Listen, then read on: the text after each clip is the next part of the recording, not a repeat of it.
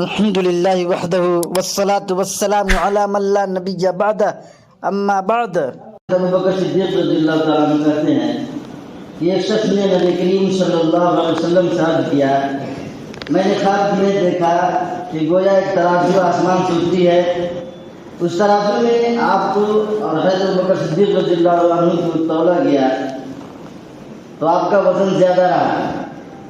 پھر حضرت ابو بکر صدیق اور عمر فاروق رضی اللہ عنہ کو تولا گیا تو حضرت ابو بکر صدیق رضی اللہ عنہ کا وزن زیادہ رہا۔ پھر حضرت عمر رضی اللہ عنہ اور حضرت عثمان رضی اللہ عنہ کو تولا گیا تو حضرت عمر رضی اللہ تعالیٰ عنہ کا وزن زیادہ رہا۔ پھر ترازو کو اٹھا لیا گیا۔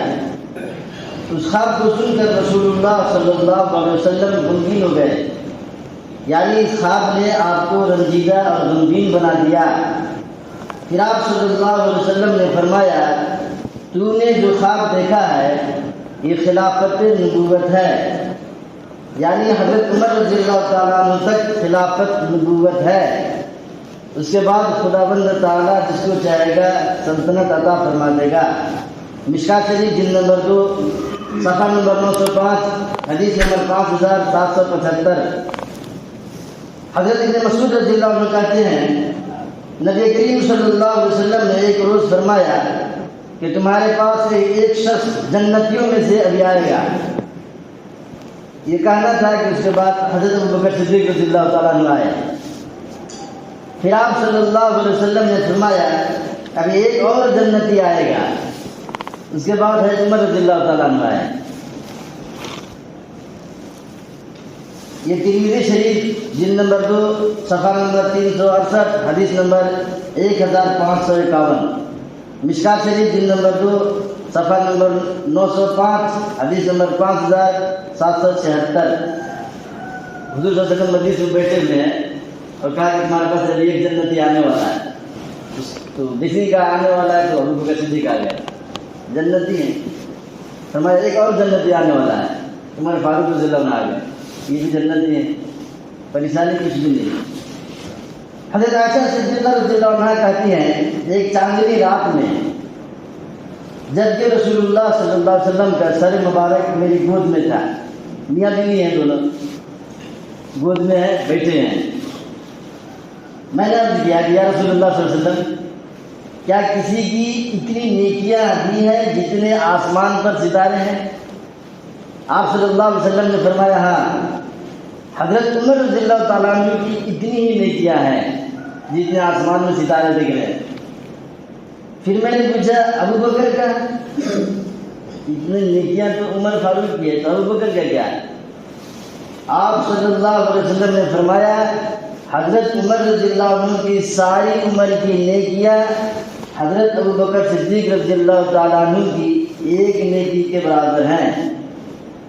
حضرت عمر رضی اللہ عنہ کی ساری زندگی کی نیکیاں ابو بکر کی ایک نیکی کے برابر ہیں۔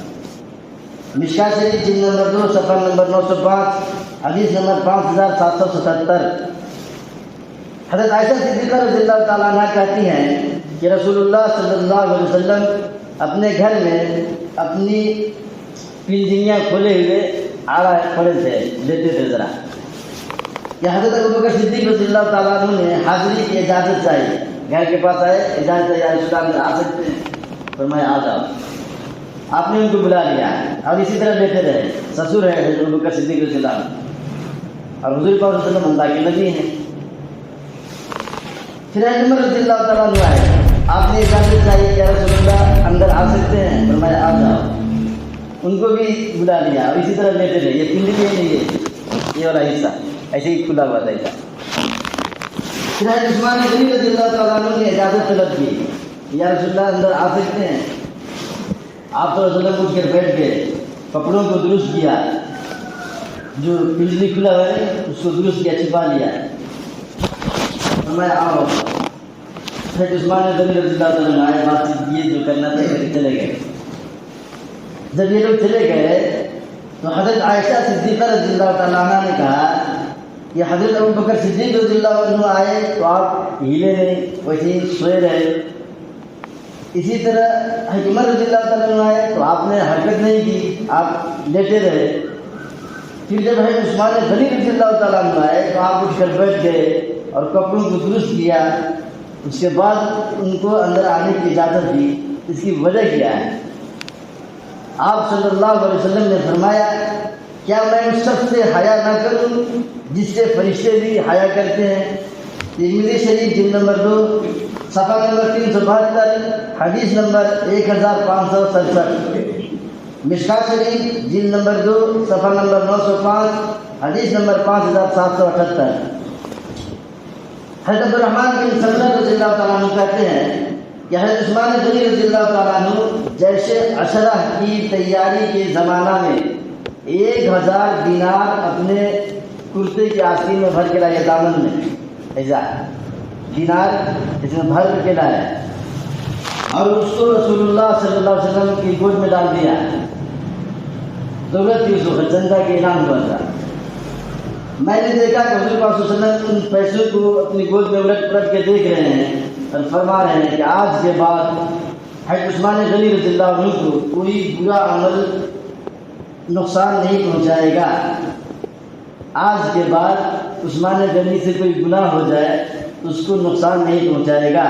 یہ لفظ آپ نے 2 مرتبہ فرمایا.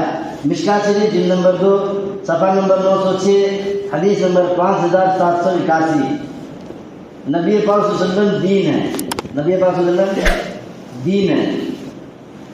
ایک دین یہ ہے جو کتابوں پہ بند ہے, ایک دین وہ ہے جو محمد کی شکل میں چل رہا ہے, پھر رہا ہے. جب دین کو پیسے کی ضرورت تھی تو عثمان غنی نے ادا کیا ہے. خالی یہ دین کتابیں لکھ دیا یہ دین ہو گیا ہے. یہ تو گنگا ہے, بولتا کچھ نہیں. ایک دین وہ ہے جو محمد ہے, محمد دین ہے, اسی لیے ان پر ایمان لانا فرض ہے. جو اس محمد پر, جو اس دین پر ایمان نہیں لائے گا, ان کا کلمہ نہیں پڑے گا, مسلمان نہیں بنے گا. محمد دین ہے. کیا ہے؟ دین ہے. ایک آدمی ہے خالی نہیں سمجھو, دین ہے, دین. حضور پاک صلی اللہ علیہ وسلم پر ایمان لانا, ان کا کلمہ پڑھنا سب پر فرض ہے. نہیں پڑھے گا جنت میں نہیں جا سکتا. محمد دین ہے. خالی ایک آدمی یہ نہ سمجھا کرو یہ دین ہے. محمد صلی اللہ علیہ وسلم کی قرآن ہے. یہ قرآن بند قرآن ہے, پیپر میں لکھا ہوا ہے, خاموش قرآن ہے. وہ قرآن چلتا بھی ہے, پھرتا بھی ہے, بولتا بھی ہے. یہ خاموش قرآن ہے, وہ بولتا قرآن ہے. سمجھا رہی بات؟ تو محمد صلی اللہ علیہ وسلم دین ہے. ان کو پیسے کی ضرورت تھی, دین کو پیسے کی ضرورت تھی. جنگ میں جانا تھا, چندے کے اعلان کیا, جتنی ضرورت تھی اتنا لا کے عثمان نے دے دیا. دین کو پیسے کی جتنی ضرورت تھی اتنا لا کے عثمان نے دے دیا. وہ دین کہہ رہا ہے کہ آج کے بعد عثمان سے کوئی گناہ بھی ہو جائے تو نقصان نہیں پہنچائے گا. وہ دین کہہ رہا ہے, دین, وہ دین ہے محمد صلی اللہ علیہ وسلم. حضور پاک صلی اللہ علیہ وسلم دین ہے. ان پر ایمان لانا, ان کا کلمہ پڑھنا, ان سے محبت کرنا ایمان ہے. جو ان سے محبت نہ کرے, جو ان کے کلمہ نہ پڑھے, جو ان پر ایمان نہ لائے, مسلمان نہیں ہے, جنت میں نہیں جا سکتا. اللہ تعالیٰ ہم سب کو سمجھنے کی, عمل کرنے کی توفیق عطا فرما. جانے